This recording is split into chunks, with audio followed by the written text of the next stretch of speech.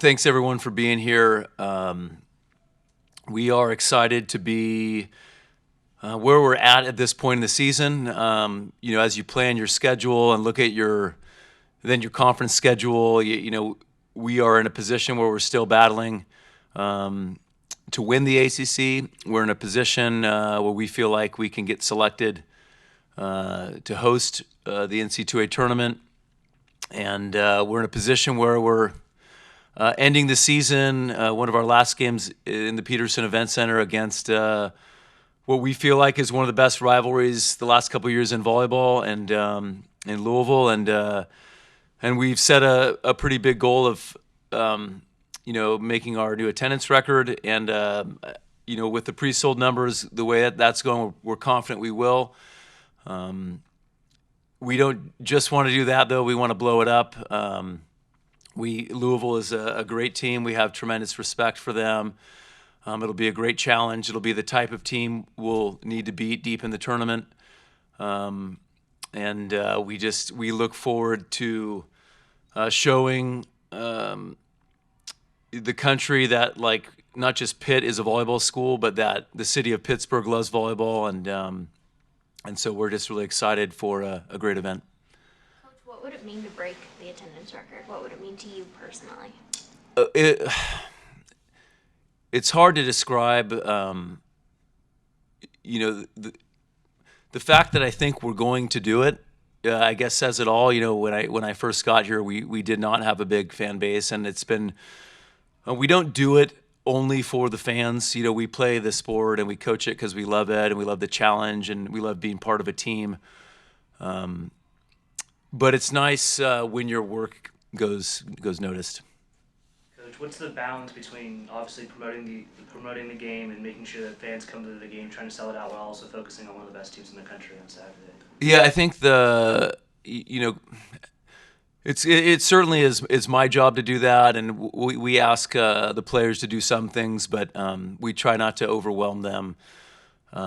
Quieting the external noise is really important as you get to postseason, and it's something we talk about a lot as a team, whether it's just family members coming to a game, media obligations, and so we do ask them to help. They know it's part of the deal, but we just try to be really good with our itineraries.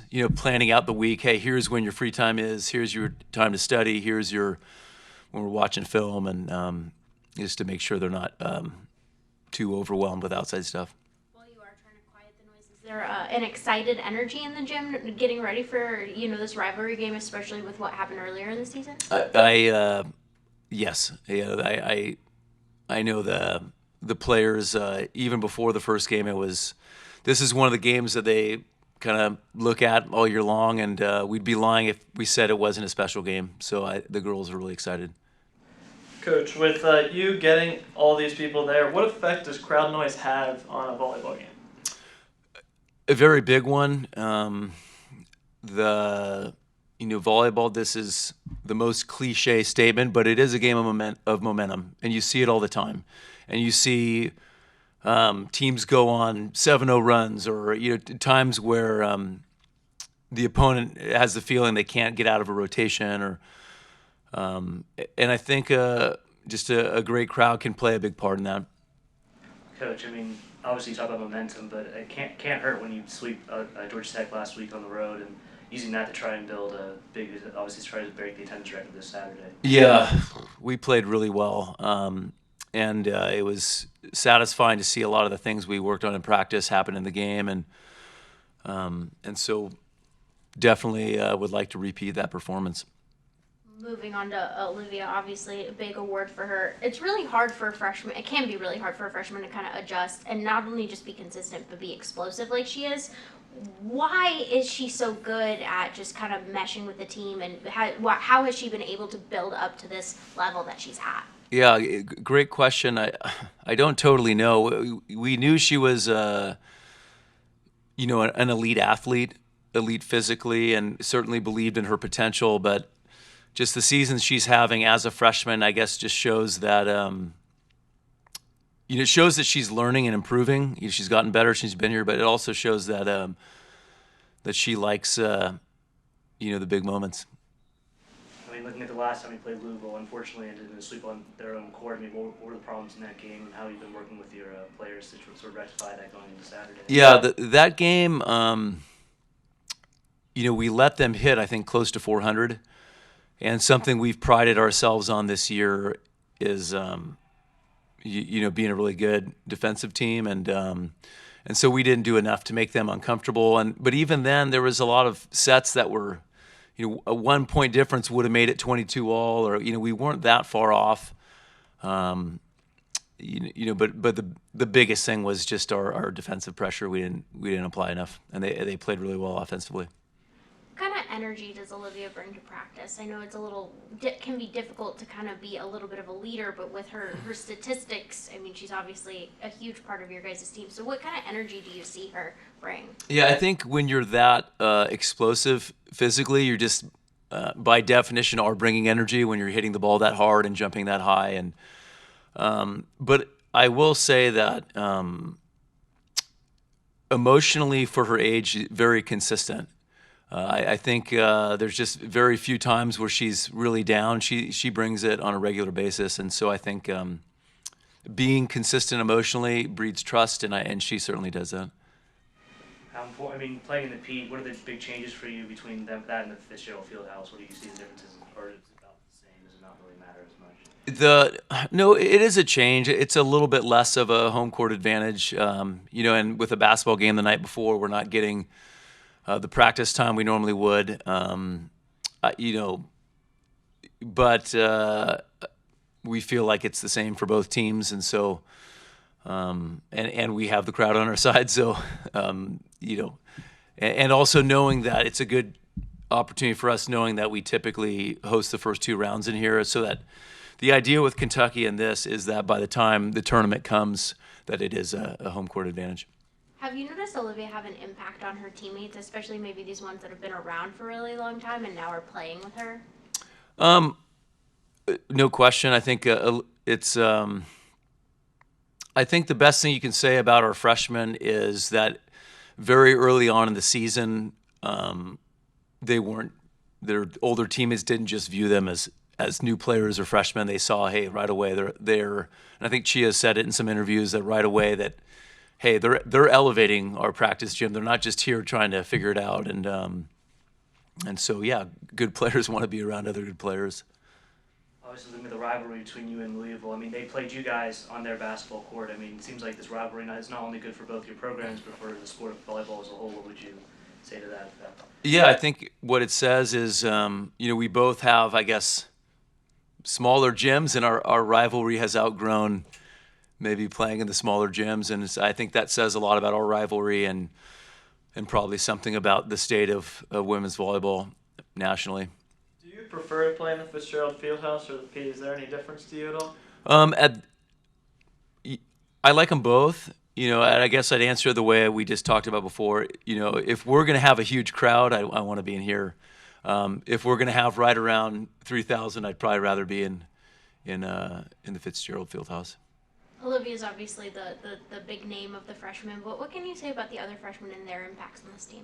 Well, I think, it's Tori Stafford we're asking her to do so much. She's got to pass, she's got to serve, she's got to dig, she's got to block. And so I think she's carrying a really, really big load. And she had a great game against Georgia Tech. And when she's playing well, we're a tough team to beat.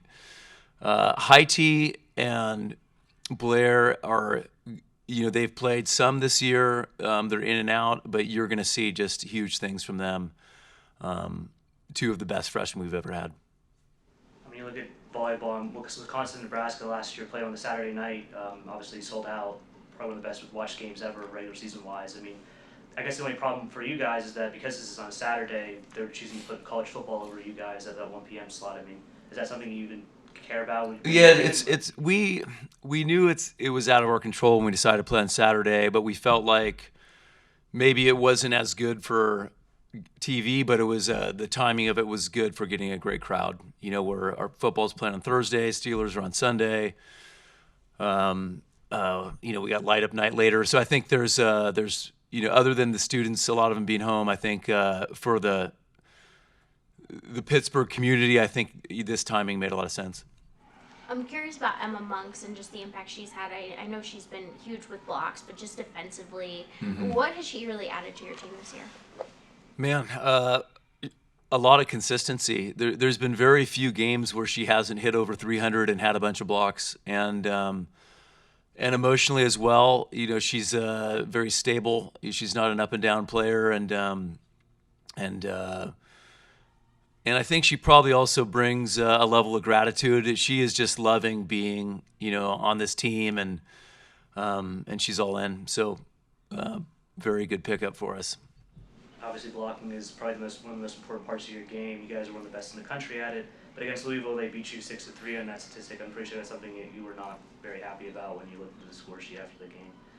Yeah, I don't, on an individual game, I don't totally worry about, I look at it, but I don't worry about blocks or digs, or I think the thing we look at is just opponent hitting, like the overall hitting percentage of who we're playing, and because that's the combination of how well we serve, how well we dig, how well we block, and so but the flow of the game, sometimes there'll be games like that, but yes, we would like to have a good blocking game. Do you feel like your players have made the adjustments needed from the last Louisville game in preparation for this one? I think we're better than before. I think there was a level of they played great and we could have played a little bit better, and the first time around. So yeah, I think we have, and we'll find out. How have the players been doing so far this week? What's your communication been like with them, and how are they preparing themselves? Yeah, well, a lot about just the week schedule and planning our time accordingly. And then the other thing, we have a few more practices to go, but I felt really good about the last 2 to 3 weeks. The last 2 weeks for sure, we haven't had a bad practice. And so I think that's a good sign for us as we go into the NC2A tournament, that the level in our practice gym is getting more consistent. So I think that's a really good sign. Louisville's one of the best serving teams in the ACC. What makes them so good at serving, in your opinion?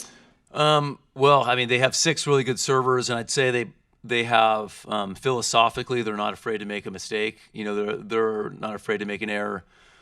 And so I think there's certain sets where that really hurts them, and there's certain sets where it helps them win it. So yeah, that'll be like an interesting storyline to see how the serve pass battle goes. We're coming off a game against Georgia Tech where we were just really superior in that category. We passed as well as we've passed all year, and served pretty well too. And then Olivia, she's top spin server. Do you like how that changes the pace because other people have float serves in that? Or? Yeah, I like having variety of our servers so that other teams don't get used to just the same look. I come from the men's game. I was a jump spinner in college and professionally, and it's cool to see more and more of that happening in the women's game. And I think it's when Olivia's on, it's just another huge element for our defense. Do you see the women's game having more and more of those jump spin serves? It's happening more and more as the game's becoming more powerful, and and Blair's got a pretty good one as well that she does in our practice gym, and there's a heat component to it. You have to hit hard enough for it to really be effective, and definitely Olivia does that. Speaking of serving, I mean, what can you say about not just Calf Love, but how great Dylan Griffin was last game? She had 9 straight serves, I think, in that third set, right? Yeah, she has a good serve, and trying to manage substitutions and who will be our serving sub in that role isn't always the easiest thing, because sometimes they get 1 or 2 chances, but my assistants were kind of on me, said, hey, I think this rotation lines up good for Dylan's serve, and we went with it, and she had just provided a huge lift. And the other thing I'll say about that is a lot of times, going into a tournament run, we saw it last year with Kat. of course, we need our best offensive players to play well. But sometimes a player like Dylan is like a difference maker in some of these games. Someone that comes in and does that, and so it's something coaches preach, but to our players that aren't playing consistently, how important those roles can be. And I think they all, it was a good reminder for our team of like just someone coming in off the bench can make a huge difference. Cool personally to get to watch her be so excited, because like just through the TV you could tell the team was rallying around her and just excited for that moment. No doubt, it was a big lift, and it was her moment, but again her moment to help the team. So I think all the players were appreciative. Any more questions for Coach? Thank you.